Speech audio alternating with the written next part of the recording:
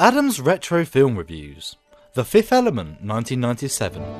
When the three planets are in eclipse, the black hole like a door is open. Evil comes, spreading terror and chaos. There's nothing that can stop this. There is only one thing. Perfect. The Mondachiwan have in their possession the only weapon to defeat evil. 4 elements, gathered around a fifth.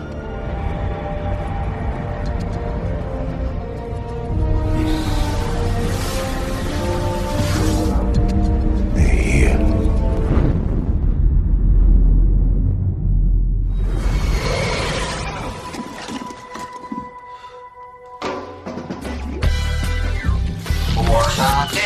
Hello. Korben, sweetheart. You got broken fingers, you can't punch my number? I'm Welcome on Happy Nice Day. Major Dallas, you're selected for a mission of the utmost importance. What mission? Save the world. Is that thing solid? Unbreakable. Good. Where are the stones? I don't know. And even if I did know, I wouldn't tell somebody like you. There's nowhere else to go.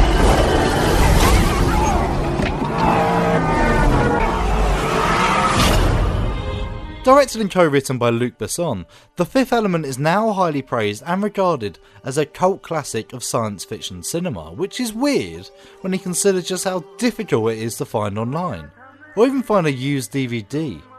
I've slummed it with a VHS copy for years, but pushed the boat out recently and managed to find a Blu-ray copy in Australia to watch.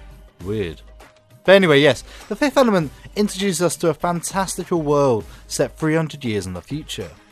The human population, now spread across the galaxy, is ruled by the Federated Territories, while ordinary citizens, wearing exclusively Jean-Paul Gaultier designed clothes, inhabit cities of skyscrapers extending thousands of feet into the air. One such civilian, Korben Dallas, played by Bruce Willis, is a former Special Forces operative, now slugging away as a taxi driver, living in a dinky little apartment, smoking a maximum of 4 cigarettes a day, while dodging calls from his overbearing mother. Little does Korben know, however, that a prophesized evil ball of flame has appeared in the far reaches of space, its arrival foretold by the mysterious gold-plated Mondoshawan aliens, who are on their way to Earth to defend the world against evil. Except, it doesn't go so well. Shot down by a race of mercenary alien monsters, the Mangalores, the Mondoshawan ship crashes and burns. A single survivor is recovered from the crash. Well, a part of one anyway. A single severed hand of the alien species is sent to a medical facility in New York, where it's processed and used to rebuild a new being, a perfect being. Referred to as Lilu, played by Mila Jovovich, this perfect being quickly escapes her confinement and leaps off the medical facility roof, falling straight into Korben Dallas' taxicab as it swoops in the air. In no time at all, Korben is dragged kicking and screaming into an elaborate conspiracy wherein he and Lilu, along with 2 priests that have followed the Mondoshawan's prophecy for hundreds of years, played by the late great Sir Ian Holm and Charlie Creed Miles. They must recover 4 ancient stone artefacts to stop the evil force as it speeds toward Earth. Its plan? Well, total annihilation. But little do they know that the evil force has its own agents and has seduced the sinister Zorg, a sadistic and cold-blooded capitalist played by Gary Oldman, to do his bidding. It was Zorg that hired the Mangalores to shoot down the Mondoshawans, and when the Mangalores fail to recover the stones, he sets out to recover them himself, eventually culminating in a massive set piece on board a cruise ship as it orbits a luxury planet. I love this film. No, wait. I love this film. The Fifth Element tells a galaxy-spanning adventure without ever feeling like it's trying too hard. The film's production lands neatly in that late 90s bubble where CGI was merely used to cover the gaps of the models and miniatures.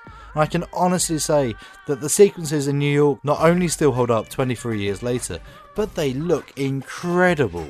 The whole world does. Jean-Paul Gaultier's catwalk designs may look weird now, but in Luc Besson's world they blend in perfectly. Everything does. This is a living, breathing world. Although, perhaps a little misogynist. But even the scantily clad women are there to serve a purpose, whether it's flirting with cops or being seduced by sleazy radio DJ Ruby Rod. played, by the way, to perfection by Chris Tucker. There's so much to love in The Fifth Element. It's an adventure of love, action, and some great moments of comedy to boot. The soundtrack by Eric Serra is so delightfully weird and unique too, lending an international mix of sitars and western trance to the visuals. The plot, while a shade too twisty-turny, does everything it needs to, even if Lee Evans does stand out like a sore thumb. Watch The Fifth Element, watch it 100 times, then watch Valerian, then go back and watch The Fifth Element again. They don't make them like this anymore. And this is? Lilu Dallas Multipass. Yeah. Multipass. Multipass. You know this Multipass. Lilu Dallas, my wife. We're newlyweds. Just met.